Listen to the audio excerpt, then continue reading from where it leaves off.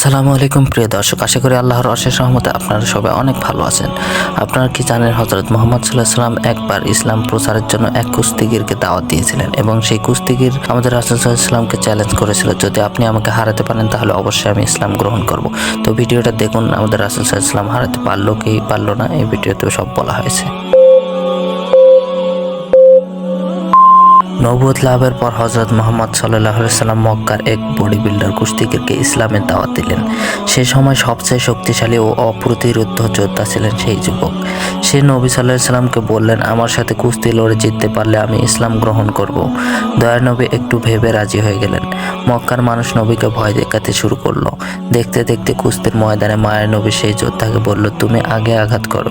রাসূলুল্লাহ সাল্লাল্লাহু আলাইহি ওয়াসাল্লামের শরীরে ছিল 40 জন জান্নাতি যুবকের শক্তি, 60টা বাঘের শক্তি সমান। কুস্তিগীর তা জানতো না।